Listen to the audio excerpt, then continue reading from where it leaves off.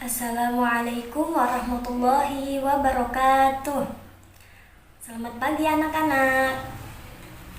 Semuanya pada puasa semua ya. Jangan sampai nggak ada yang puasa, kecuali perempuan ya, ada halangannya. Yang laki-laki harus puasa ya, karena puasa Ramadan itu puasa wajib. Iya betul. Nah, kembali lagi dengan Ibu Sri. Sebelum kita belajar, alangkah baiknya kita berdoa terlebih dahulu ya. Berdoa dimulai. Amin. Nah, sebelum membahas tentang cerita fantasi, Ibu ingin bertanya terlebih dahulu ya. Apa kesukaan kalian ketika nonton film yang termasuk cerita fantasi atau hayalan seperti itu? Yang hayalan filmnya, contohnya apa? Coba Repi. Apa? Iya betul, Harry Potter. Terus Mas Faisal, coba apa? Apa? Iya betul, Naruto. Ya, Naruto juga termasuk ya. Cerita fantasi itu cerita hayalan ya, nggak ada di dunia nyata kayak gitu. Baik. Nah, kenapa kita harus belajar tentang cerita fantasi? Karena kita ingin mengetahui teks cerita fantasi itu seperti apa. Nah, kita akan mengidentifikasi apa saja unsur-unsur di dalam teks cerita fantasi. Terus kita akan menentukan apa saja jenis-jenis teks cerita fantasi itu ya. Nah, nanti Ibu akan jelaskan. Baik, sekarang kalian silakan berkelompok masing-masing kelompok 3 orang. Sudah? Nanti Ibu akan membagikan catatan tentang teks cerita fantasi. Ini Ibu bagikan ya. Nih ya. Terus ini udah ya, tuh. Silakan dibaca-baca. Nah, Ibu jelasin ya. Kenapa disebut teks cerita fantasi? Karena berisi tentang hayalan atau bersifat imajinatif. Jadi dengan kata lain, cerita fantasi itu tidak ada di kenyataannya. Sampai di sini paham ya? Nah, pengertian cerita fantasi sudah. Selanjutnya mari kita bahas satu-satu. Yang pertama, ada magic atau keajaiban. Nah, seperti apa yang ditonton oleh Repi tadi itu film Harry Potter. Nah, di dalam film Harry Potter itu terdapat sapu terbang. Kan aneh, itu kan magic ya. Terus itu ciri-ciri unsur pembentuk cerita fantasi ya. Terus yang kedua yaitu tokohnya unik. Kenapa bisa disebut unik? Karena tokohnya mempunyai kesaktian. Contohnya di film Harry Potter itu mempunyai kesaktian atau kekuatan yang tidak bisa di dunia nyata ya. Terus yang ketiga yaitu ide ceritanya bebas ya, tidak terbatas. Pengarang bebas gitu menuangkan hayalannya.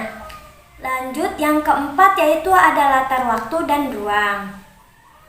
Latar waktu itu contohnya misalnya film Naruto itu terjadi pada tahun 1949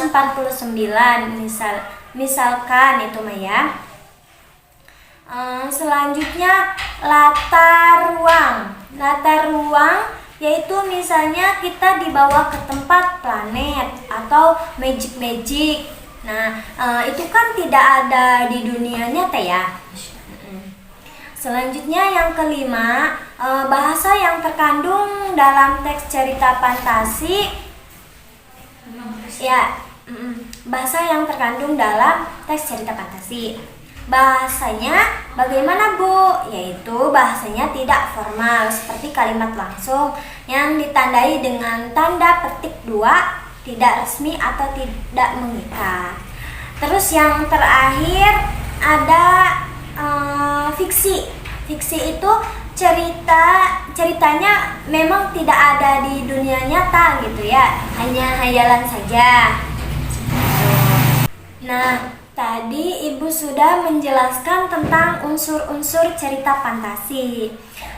Selanjutnya, sekarang Ibu akan menjelaskan jenis-jenis cerita fantasi ya, yaitu dibagi menjadi 2. Yang pertama berdasarkan kesesuaian dan berdasarkan kesesuaian itu dibagi menjadi 2 juga ya. Yang yaitu fantasi total dan fantasi irisan. Nah, tes cerita fantasi total yaitu keseluruhannya berisi fantasi atau hayalan semuanya.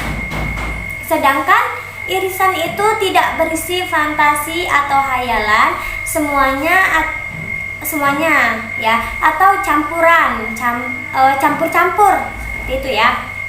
Yang kedua, jenis narasi berdasarkan latarnya. Ini juga dibagi menjadi 2, yaitu lintas ruang dan lintas waktu ya. Lintas ruang yaitu contohnya kita dibawa oleh pengarang ke dunia yang nggak masuk akal. Contohnya ke dunia peri, ke dunia Cinderella dan lain sebagainya. Selanjutnya lintas waktu berarti menggunakan dua waktu seperti alur ceritanya ada di masa lalu dan masa yang akan datang, atau masa lalu dan masa sekarang ya, seperti itu.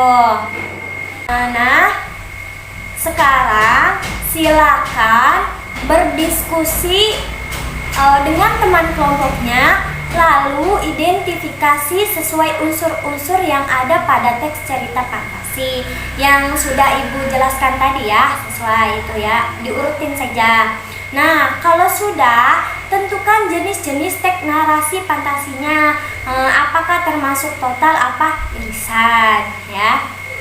Nah, jika berdasarkan latar itu apakah termasuk lintas ruang atau lintas waktu, kemudian bagaimana ya, seperti itu. Sudah selesai. Nah, untuk tugas minggu depan kalian harus membawa teks cerita fantasi masing-masing, jangan barengan ya, nanti maju satu-satu dan menceritakan ya, nanti maju ke depan ya. Baik, berhubung waktunya sudah habis, kita cukupkan pertemuan kali ini. Semoga bermanfaat. Billahi taufiq wal hidayah. Wassalamualaikum warahmatullahi wabarakatuh.